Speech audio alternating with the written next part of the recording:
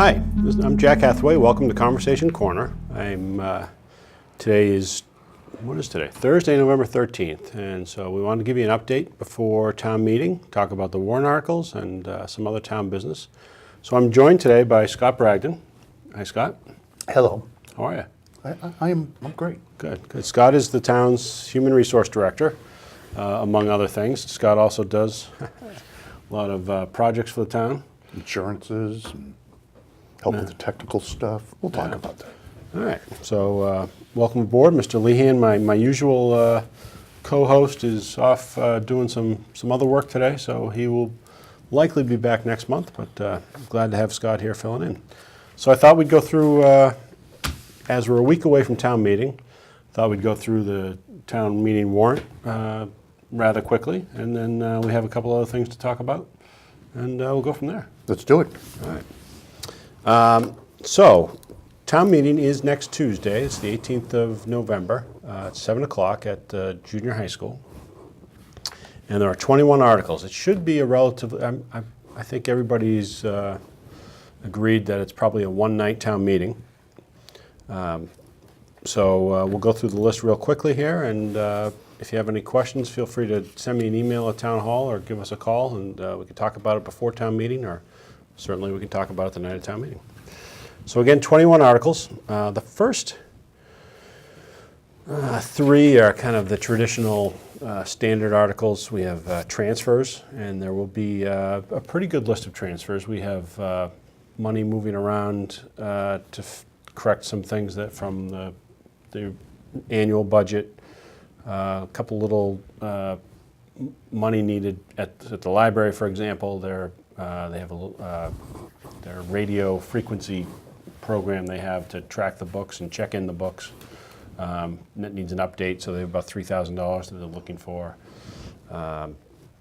So we do have about $120,000 that we need for health insurance because we had a lot of employees migrate onto the policy. This is, we've seen this happen over the last 4 or 5 years as spouses either lose benefits or have degraded benefits. They tend to migrate onto if there's a spouse working for the town, migrate onto this policy. So it had, we saw a lot of that about 4 years ago, and then it stopped, and unfortunately this year we had about 7 or 8 people migrate on. So. Right.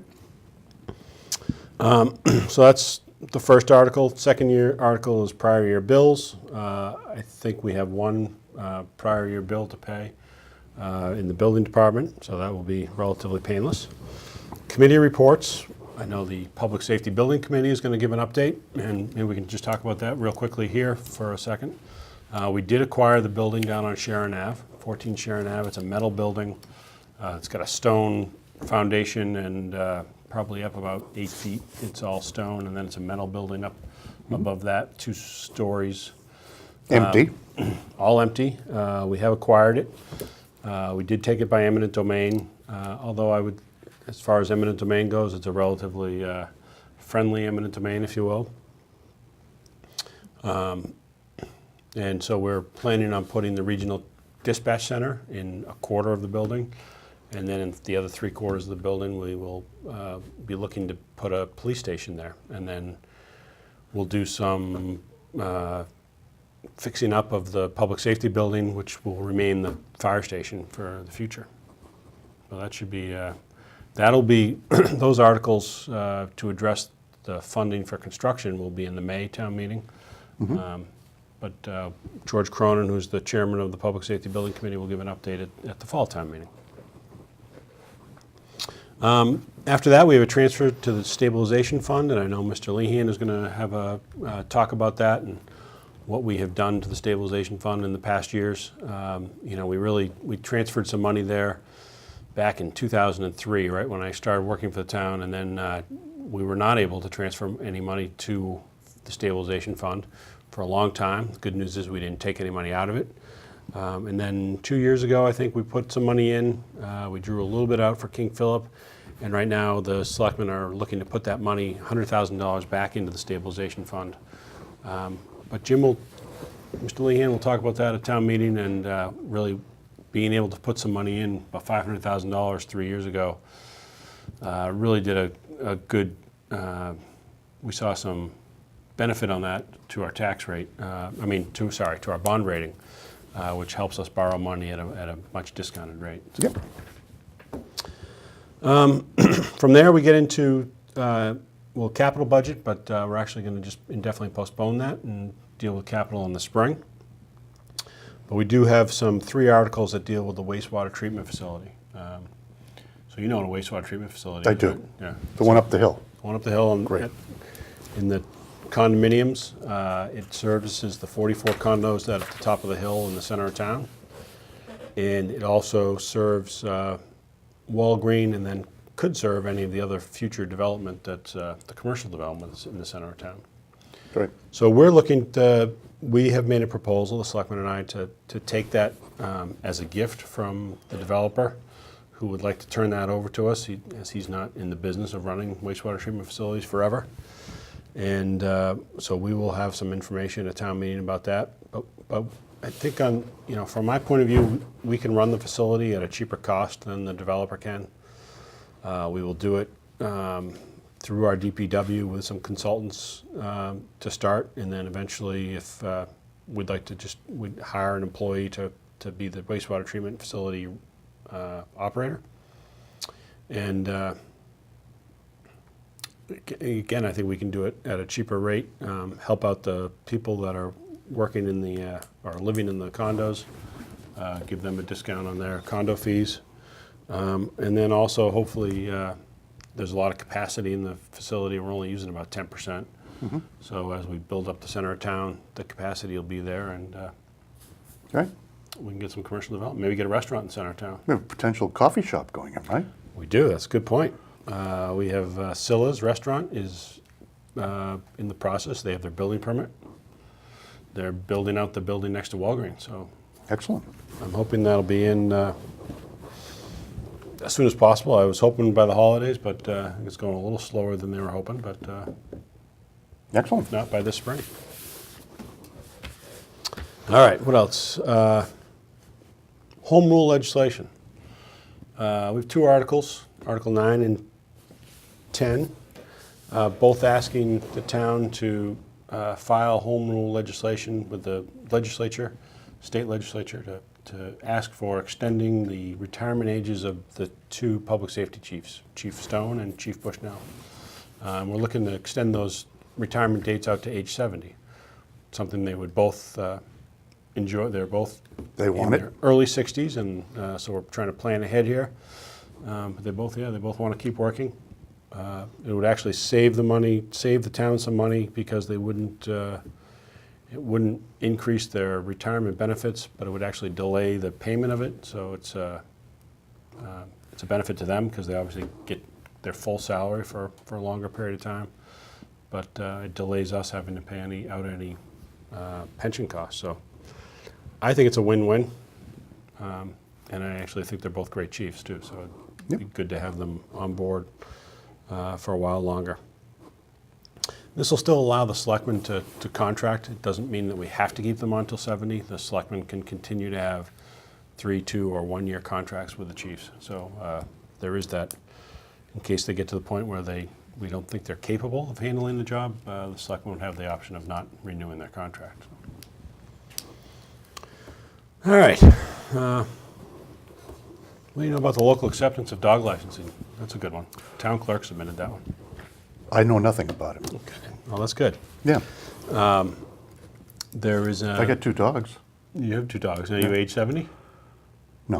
All right. So when you reach, if the town adopts this local acceptance, Oh, they get free licenses. anybody over age 70 will be able to get a free dog license for That's excellent. Yeah. Carol Green proposed that, and It's a good idea. selectmen thought that was a great idea. So yeah, it is a great idea. Good. There's also some other stuff in here about dog licensing in kennels. There is. There's all the licensing of kennels. So we have a zoning working group that's been put together by the selectmen.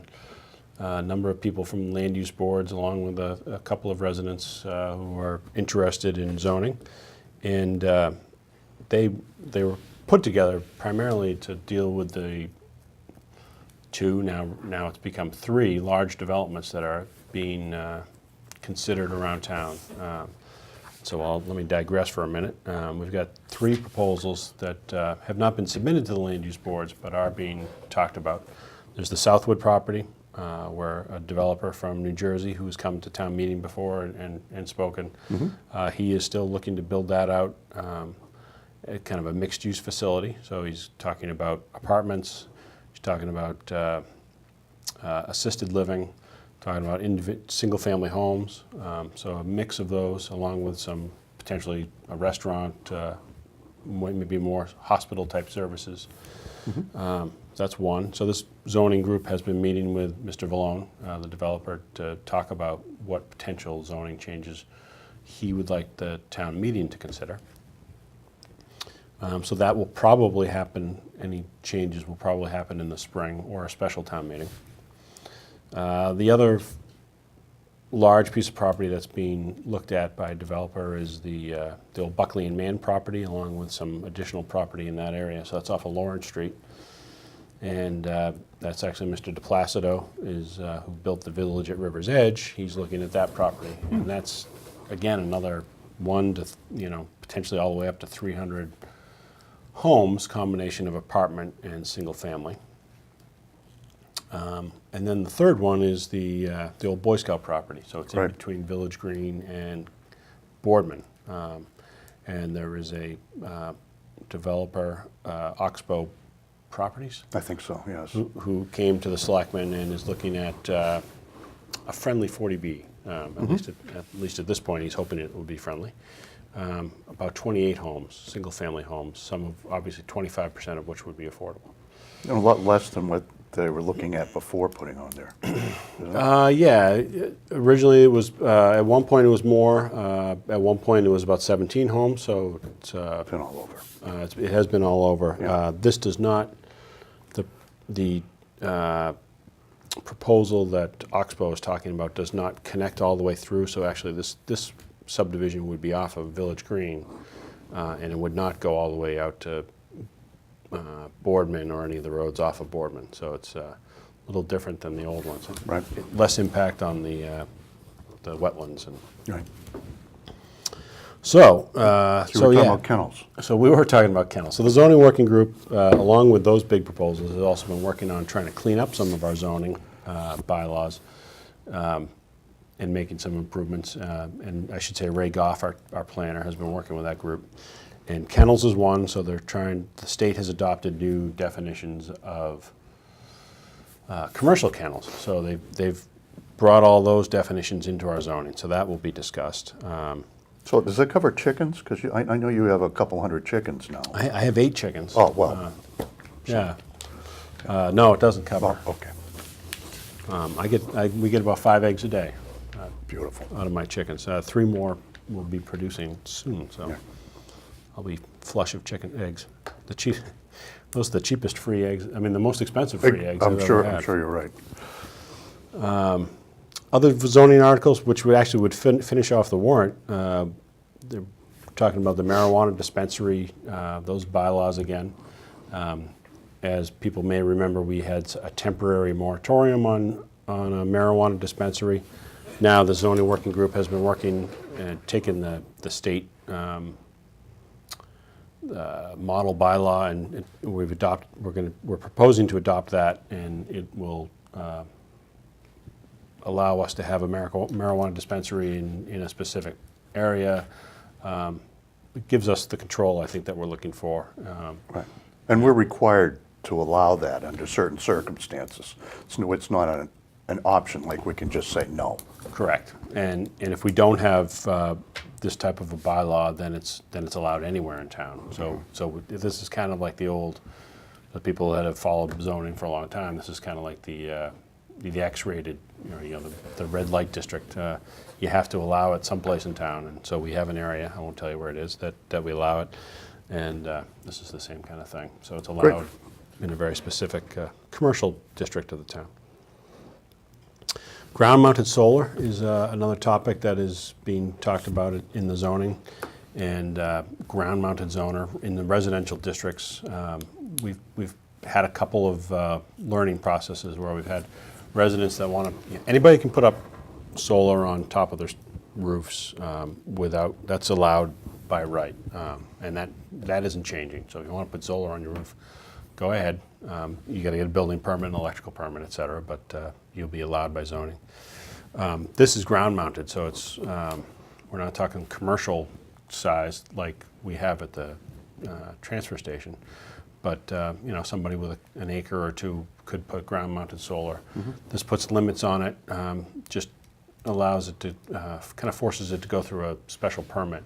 So what the town raised concerns about and what the zoning group worked on was this provides for a process where the neighbors would have to be able to come in and provide feedback, and I wouldn't be able to put ground-mounted solar right in my property, right up at the neighbor's border. This would have a special permit process where the zoning board would be able to, kind of tweak that and make sure the neighbors aren't adversely affected. Right. So Makes sense. it seems to make sense. And the last one, the last zoning article is just changing, correcting the adoption date of our local zoning. We had a date in there in the zoning bylaws that's been there for a long time. I believe it's in the 60s, and it should actually be 1953. So that's just and that gets important for some grandfathering things, but we want to have the correct date in there. You were talking about development before, but there's been some action out on the 115, 1A area, isn't there? Yeah, quite a bit. Obviously, the medical building across from Four Kicks has opened. The third, Oh, I didn't know it had yeah, opened. the third floor is open, so Yeah. they're receiving patients. Good. The second and first floor are still being built out, so that'll be happening over the next few months. They'll be opening those too. Car wash obviously is up and running and full business. I encourage people to frequent that local business or any of our local businesses.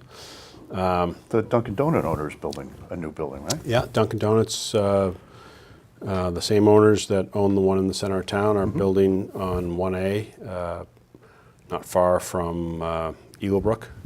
And they're going to put a Dunkin' Donuts and Subway. And a gas station. And a gas station. Yeah, I think gas station's great. Yeah. Because there's no gas anywhere out in that area. Other than Daly's, yeah. Yeah. So that'll be great. So that's already under construction. That I'm sure will be open by the spring, if not sooner. I think once they get going, those gas stations do go up quickly once they get moving.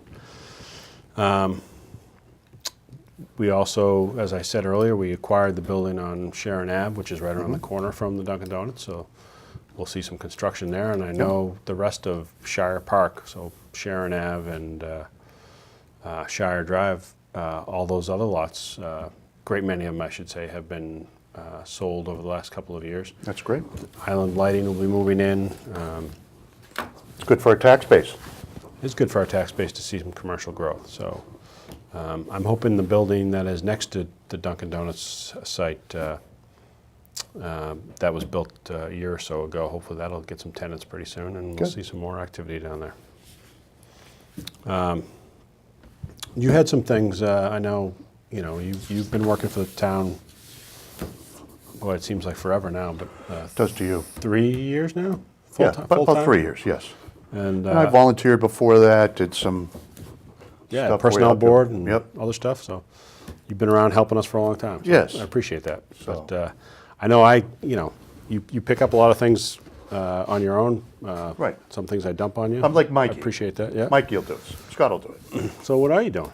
So talk a little bit about my general role.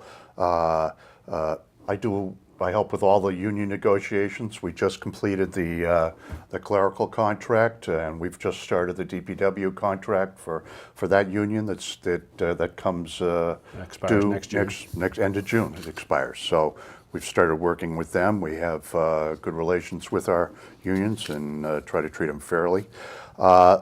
Big topic. It requires a fair amount of time are all the medical insurances. As you're aware, with the new affordable health care law, there's been a ton of changes with how healthcare works, what the requirements are on the plans and stuff. And so we've been dealing with that. And there is an insurance committee which is made up mostly of representatives from the unions. Under Mass law, we're required to negotiate any change to the policies or the coverage with the unions, with some exceptions. So we look every year at the plans and whether we should bid it out to other companies. Right now we're with Blue Cross Blue Shield through a collaborative called Maya. And again, we'll look at it with everybody this year. I don't, hard to tell, what the culmination this year of the effects and with more people on it stuff will be as far as rate increases. In 2018, you're starting to read about the Cadillac tax plan. Now, our plan at the moment doesn't meet those requirements, but depending on how big the increases are over the next few years, it could. And that will require a 40% tax on healthcare plans. So tons of plans, particularly union plans, or I'm not talking ours, but across the country, will get heavily taxed, and people will see, and towns will see that increase. So that's something that we're keeping a close watch on and see what happens. The law changes frequently, and who's covered and not, et cetera, but we're watching that carefully. I was just going to say, and the changes in Congress over the last month may have some impact on that too. We'll see. Right. As you said, we did have 7 more people come on our plan this year.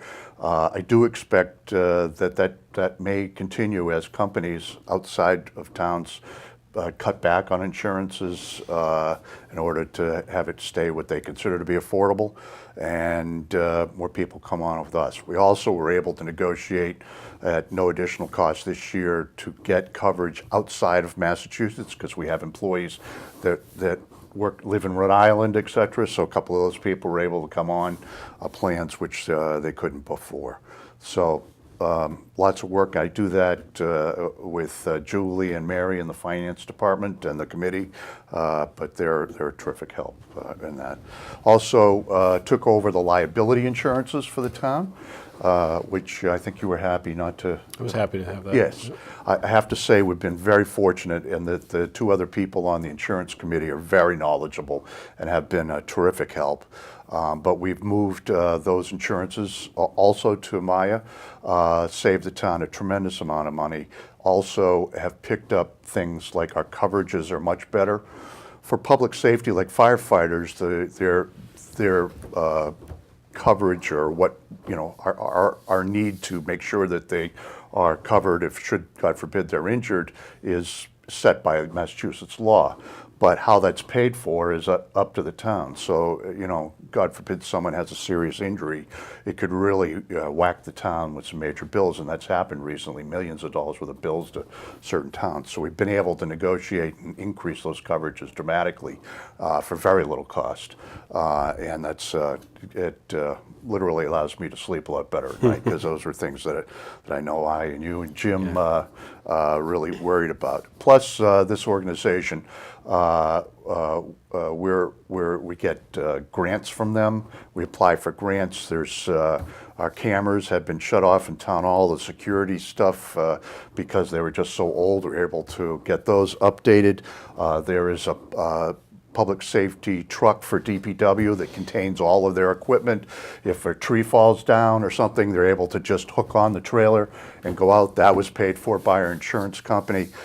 We actually have access to a emergency supplier. If a building goes out of function, it's burned down, or the town is out without power, we have access to equipment. So there's a lot of real benefits to this group, and we've been pleased with our service so far. I also, with the medical insurance, one of the things that we need to be careful, it's not just employees, but if we make a change, it can affect retirees. We have a lot of retirees in our plans. So every company's retiree plans are different. So we're not just dealing with employees, but also with retirees. Also, Jack and I both work with Michael Yang, who's the new technology director for the town. He also spends 50% of his time managing the folks in the schools who do technology. Because of we weren't able to spend a lot of money for a number of years, our technology backbone really got out of date. For instance, we just decommissioned our one main server in Town Hall, which was running on Windows 2000. So as you can count, that's 14 years old and was long not covered, and obviously the machine itself was very old, and thank God it lasted through that period of time. We've replaced a lot of PCs in the last year and a half. A lot of them are running on XP or older. XP is no longer supported, and frankly the PCs were just not running. Yeah. So we were able to do some of those, some through grants, some through budgeting. Michael has done, and his team have done a terrific job in getting things stabilized. We just installed new security software. We've got 24-hour cameras that are running, that are recorded, that Jack and others have access to online. If there's ever a security issue or they're concerned, you could maybe talk about the cable that went around our buildings. Yeah, we put in dark fiber that connects all of the municipal buildings, including the 2 elementary schools, and allows us to basically run as if we're all in one building. So Michael can have a server set up in one building that we can access without having to go out through the internet. We can go through our dark fiber at a much higher rate of speed, and he can do things like back up one server that's in building A. He can back it up onto overnight to building B, so that we're protected in case there's a fire or some other water damage or some other problem. So that gives us a lot of, not only does it give us better security, better reliability, but it gives us better performance. We're all using much more technology today. Our phone system is all running out over the internet. Mm-hmm. So internally it's talking to the server, et cetera. A much better quality through that dark fiber than it was through the old coax cable that used to be the Comcast, the iLoop. So yeah, that was a huge improvement. I would say between Bob Bullock and Michael yep. Working on that project, so. Which we had approved at town meeting last year. That was a big improvement for us. Yeah. So there's still a lot more to happen. We've but we've made a lot of progress, and things are a lot more secure than they used to be. And the last thing to mention is town policies. Any of you that are watching the selectmen meetings have seen me on occasion come in. When I first arrived, again, it's something that had not been worked on for a while, so there were a lot of policies that selectmen wanted to have that we didn't have, and a lot of policies, particularly around people issues, harassment, sexual harassment, et cetera, that were just out of date. So I've gone through all of the policies, updated most of them. They're all need to go to the selectmen for approval, so I take them to the selectmen meetings and get those approved. And those are actually out on the website. If anybody wants to look at any of them, they're out there. But that's an ongoing thing. I'm working on a couple of new policies, and that will continue. And it's been a huge help having you on board. So thank you. You actually forgot my favorite role that you fulfill. What's that? You are the taxi czar. The taxi czar. That's right. We actually have 4 taxi licenses out there, and again, the town had never had that kind of service for a while, and there was all kinds of laws and stuff that we had to deal with. So I rewrote the policies, and you will see Norfolk Town Taxi and some others around town. These services are there. If you have any either complaints or kudos for any of those guys, we do renew their licenses every year. And we'd like to hear about them. So. Yeah, and so we don't obviously we don't require them to stay in town. I don't think there's enough business in town to support one taxi, let alone 4, but But we do require them that if you call from a Norfolk address, that they are required to come pick you up. And in a reasonable period of time. Yeah. So, Just a couple other quick things, and then I think we'll wrap up. Scott and I and I guess 3 or 4 of the other department heads met with NSTAR to talk about the winter and just NSTAR's preparedness to try and fight off the storms and in their case the power outages. So we have met all of our contacts and some of them who changed over the year. We've got a new process in place with NSTAR that they're rolling out with towns in this area, where they send us a crew right as the storm starts, and they actually work with our DPW just clearing the roads. They're not necessarily solving the power outage per se, but they are working with our DPWs for lines that have fallen into the roads. Right. and trees that are in the road. So sometimes we have to leave a tree in the road for a while because there's a line down with it, and we need to wait for the power company to show up so we can get the road open again. So we, along with a lot of other towns, have stressed this to Verizon that we need to, the number one priority really for an emergency is to get the roads clear so that an ambulance or fire truck or police car, or a resident can get through.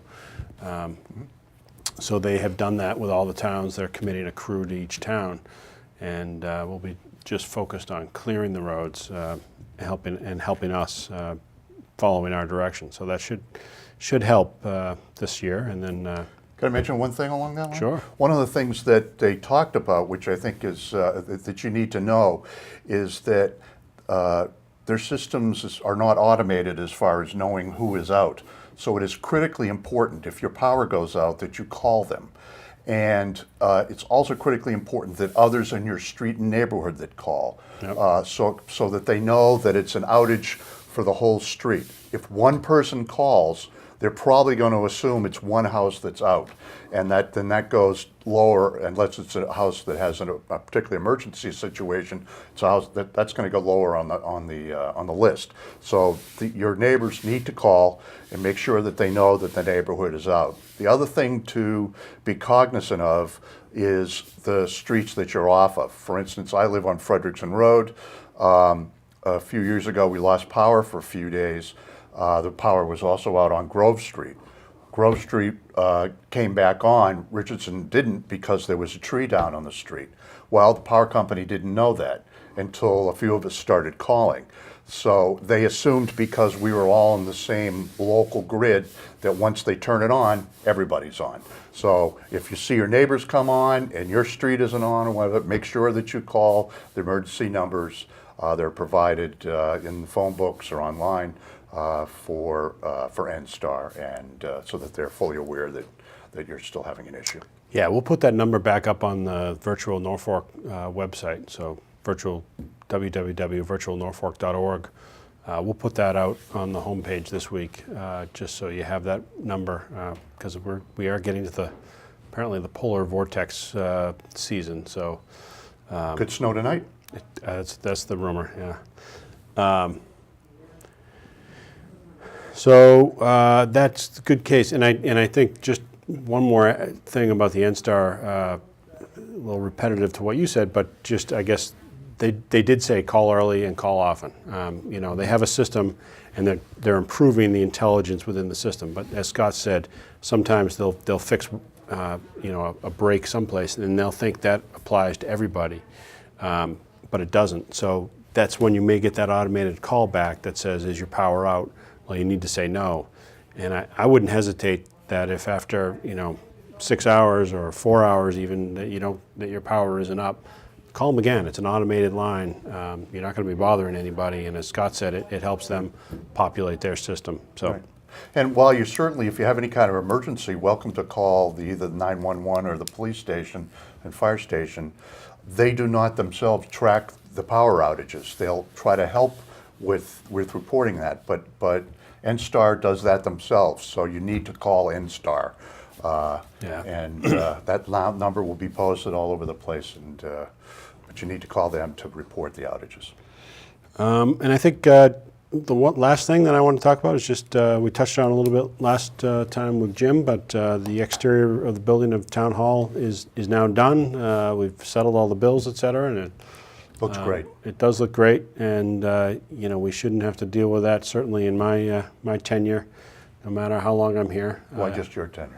Well, I don't think, I think even your tenure. Oh, okay. So the next 30, 40 years, we shouldn't have to worry about the exterior of the town hall. So that's, It looks great, it really does. appreciate that. And so my hat's off to Mr. Bullock. Yep. For really kind of coordinating that project and getting that done. So I want to thank NCTV for having us here tonight. Thank you. Katie Woodhams did a great job once again, so thank you, Katie. She's waving from the other room. I can see her now. She's waving like crazy. Hi, Katie. So thank you very much. You did a great job. NCTV is a great asset for the town, and we appreciate you Sure being is. here. So thank you again. Thank you, Scott, very much. My pleasure. And Have me back anytime. I'll be happy to have you back. Next time Jim bails on me. And thank you for coming on short notice. No problem. I didn't give you a lot of heads up. I can always talk. Yeah, that's true. So that's it for this month of Conversation Corner. Thank you for being here, and I hope to see you at town meeting next Tuesday at 7 o'clock. Take care.